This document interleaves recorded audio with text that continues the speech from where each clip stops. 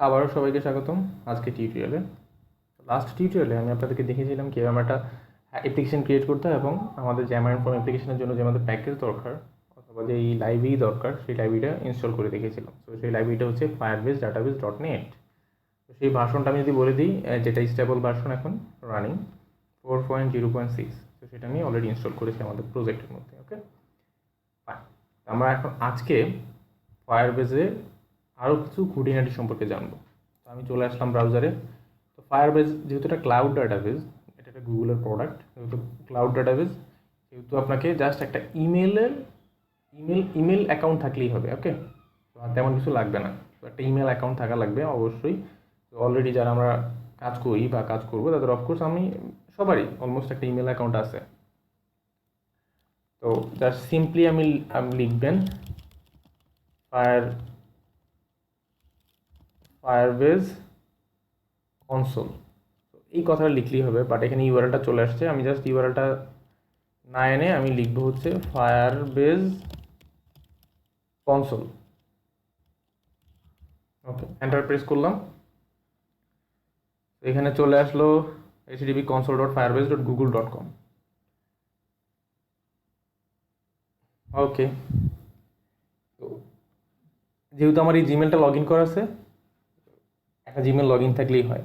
তো console.firebase.google.com এ চলে আসলাম। তো এখানে আমার ফার্স্ট অফ অল আপনাকে প্রজেক্ট ক্রিয়েট করতে হবে। আমার অলরেডি কিছু প্রজেক্ট ক্রিয়েট করা আছে। আমি আবার দেখাচ্ছি, একদম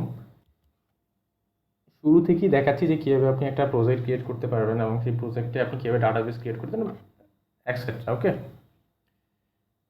তো যারা আসলে ফায়ারবেস নিয়ে অলরেডি কাজ করেন বা করেছেন তাদের হয়তো একটু বোরিং লাগতে পারে, বাট যারা বিগিনার তাদের হয়তো কাজে লাগবে। তারপর আমি ট্রাই করব শুরু থেকে দেখানোর জন্য, যাতে কোনো কিছু মিস না হয় বা একদম কেউ একজন হয়তো ফায়ারবেস নিয়ে কাজ করে নাই তাদের যাতে বুঝতে অসুবিধা না হয়। ওকে, তো প্রথমত আমি এখানে চলে আসলাম জিমেল লগ ইন করে। ওকে, তারপরে আমাকে একটা প্রজেক্ট ক্রিয়েট করতে হবে। আমি এক্সিস্টিং প্রজেক্টে কাজ করতেছি না, একটা প্রজেক্ট ক্রিয়েট করে আমি এখানে অ্যাড প্রজেক্টে ক্লিক করলাম। তো এখানে আমাকে প্রজেক্টের নাম দিতে বলতেছে। ওকে, তো আমি এখানে একটা নাম দিব জ্যামারিন ফায়ারবেস।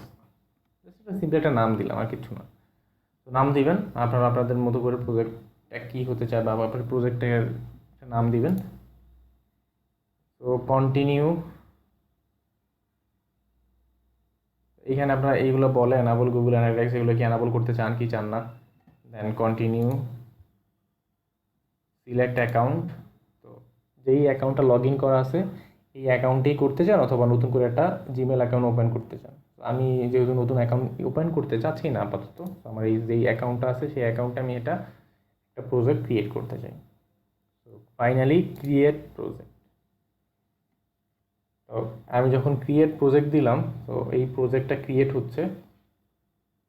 ওকে, তো এখানে আমার ফায়ারবেসের ডাটাবেসটা আছে already ready. Your new project is ready. Then আমি কন্টিনিউতে প্রেস করলাম।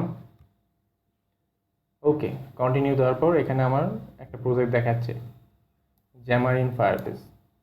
এখানে একটা অপশন আছে, যতগুলো আপনার প্রজেক্ট আছে এগুলো আপনি এখানে দেখায়। তো আপনি যেই প্রজেক্টটা নিয়ে কাজ করতে চান সেই প্রজেক্টটা সিলেক্টেড অবস্থায় রাখবেন। তো এটা আমি সিলেক্টেড অবস্থায় রাখলাম, সেটা হচ্ছে জ্যামারিন ফায়ারবেস দেখাচ্ছে। তো এখানে আরও অনেকগুলো অপশন এখানে ওদের আছে, তো এগুলো পরবর্তীতে আমরা আলোচনা করব। ক্লাউডিং মেসেজিং, আস্তে আস্তে আমরা যাবো আর কি। ওকে, তো আমার প্রজেক্ট ক্রিয়েট করা হলো। তো এইখানে দেখেন কিছু অপশন দেখতে পাবেন, authentication, fire store database, real time database, storage, function, machine learning. আমরা বেসিক্যালি খুব বেশি কাজ হয় আসলে রিয়েল টাইম ডাটাবেস, আমরা রিয়েল টাইম ডাটাবেসটা নিয়ে দেখব, এবং হচ্ছে স্টোরেজ। এই রিয়েল টাইম ডাটাবেসে আপনার যত ডাটা আছে, সাপোজ আপনি যত কিছু স্টোর করতে চান এখানে আপনি স্টোর করতে পারেন জেসন ফরম্যাটে। ওকে, আর স্টোরেজ যেটা হচ্ছে আমরা চাইলে এই স্টোরেজের মধ্যে আমাদের কোনো ফাইল অথবা ইমেজ অথবা যে কোনো ধরনের ফাইল আমরা স্টোর করতে পারি। এখানে যখন আমরা স্টোর করি সে আমাকে একটা লিঙ্ক দেয়, সেই লিঙ্কটা চাইলে আমরা আমাদের যে ডাটাবেস জেসন ফরম্যাটে ডাটা হিসেবে রেখে দিতে পারি। ওকে, আচ্ছা, আমরা এখানে রিয়েল টাইম ডাটাবেসে চলে আসলাম। তো এখানে রিয়েল টাইম ডাটাবেজে আসার পর সে আমাকে বলতেছে ক্রিয়েট ডাটাবেজ, একটা ডাটাবেজ ক্রিয়েট করো। তো আমি এখানে ডাটাবেজ ক্রিয়েট করব, ক্রিয়েট ডাটাবেজ। এখানে লোকেশন দিতে হয়, 3টা লোকেশন আছে, কোন লোকেশনে আপনি করতে চান। তো ইউনাইটেড স্টেট থাকুক, আমার কোনো প্রবলেম নাই। নেক্সট। তো এখানে আপাতত যেই রুলসগুলো আছে, তো এটা হচ্ছে লক মোড। আমি আপাতত লক মোডে যাচ্ছি না, টেস্ট মোডে যাব। আপনারা চাইলে লক মোডে যেতে পারেন, কোনো প্রবলেম নাই, বাট আমি টেস্ট মোডে এখানে সিলেক্ট করতেছি, টেস্ট মোড। এটা হচ্ছে আসলে ডিফল্ট অ্যানাবল কুইক সেটআপ, এটা কুইক সেটআপের জন্য। ওকে, তো যারা আসলে প্রোডাকশন মোডে যাবেন তখন লক মোডে যাওয়া যাবে, চাইতে হবে। ওকে, লক মোডে যাবেন, বাট আমরা আপাতত টেস্ট মোডে যাচ্ছি। টেস্ট মোড সিলেক্ট করলাম অ্যান্ড অ্যানাবল। ডাটাবেস ক্রিয়েট একটু টাইম নিবে, তো অলরেডি আমরা দেখতে পাচ্ছি বাফারিং হচ্ছে। ফাইন, ডাটাবেস ক্রিয়েট হয়ে গেল। ওকে, এখানে আমি আমার ডাটাবেস দেখতে পাচ্ছি। তো এই হচ্ছে আমার ডাটাবেসের লিঙ্ক।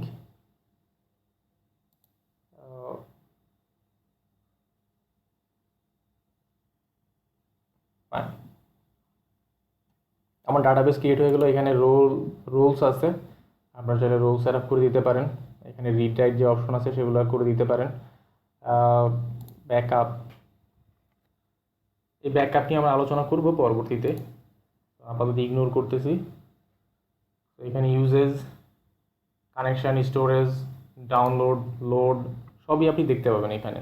আপনার আসলে এই স্টোরেজ কতগুলো ডাটা আছে, স্টোরেজ কেমন স্পেস নিল, কতবার ডাউনলোড হলো, লোড কেমন যাচ্ছে, তো কানেকশান কতগুলোতে আছে, এগুলো সব আপনি দেখতে পাবেন এখানে। অ্যানালাইটিক্স যে ব্যাপারটা আছে, ওকে, আপনি মনিটর করতে পারবেন। ব্যাকআপ, সো ব্যাকআপ নিয়ে পরে আলোচনা করব। তো অলরেডি আমরা ক্রিয়েট করে ফেললাম আমাদের রিয়েল টাইম যে ডাটাবেস সেটা। ওকে, তো এই রিয়েল টাইম ডাটাবেস ফায়ারবেসে আমরা আসলে ডাটাবেস ক্রিয়েট করে খুব কঠিন কিছু না, তাই না? একদম এই বেসিক থিং। এখানে এসে খুব সহজেই আপনি চাইলে ডাটাবেস ক্রিয়েট করতে ফেলতে পারেন, এবং এখানে ডাটা ইনসার্টও করা যায় খুব ইজিলি।